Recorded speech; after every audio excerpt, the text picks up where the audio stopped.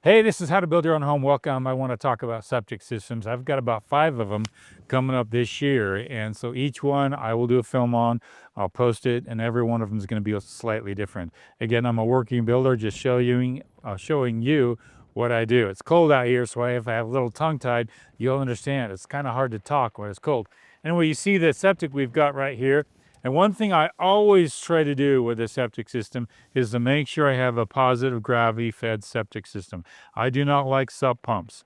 A sump pump is when your septic is high and your house is low and you got to pump it up to get into the septic system. So to accommodate for that, to make sure that that happened, this entire plot, the house and the garage were lifted up just a little bit to make sure that I have a proper drainage away from the home. So we've got that. I'm really happy about that.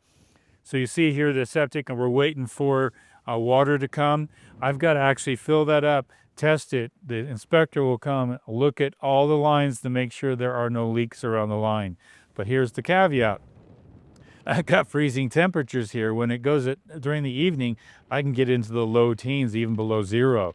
So I don't want anything to freeze when that happens. So we're going to get some blankets up here, make sure that we get it all covered so that during the night I'm not going to freeze. So we're working on that. A couple of other things I do when I do a septic system is I want to make sure I get my power utility trench done at the same time. So on the north side of the garage over here, we actually have that trench all ready to rock and roll.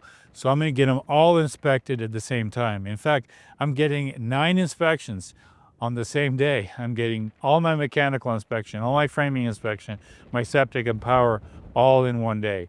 Kind of worked out that way. I'm not sure why that worked out, but it's great.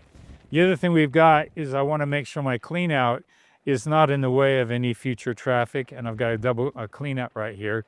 And then I have an RV hookup, and I kept that as close to the building as I could because if an RV comes, it'll just park along the garage over there to the east side of the garage, and it'll hook up nice and easy to that septic clean out. A lot of building departments will allow you to do that, just have a hookup there for an RV. Just check your permitting office because they have a limited amount of time as to how long you can actually hook up an RV to that. So we're excited to get this done. I've got the leach field all scored away. The other thing to find out about, there's different types of septics, and you're going to see that during the course of this year. I'll have 5 different septics. Some of them are going to be a deep system. Some are going to be more shallow system. The perk test will determine that septic system that you're allowed to put in. And a perk test is something you get when you get a geotech test pit at the job site.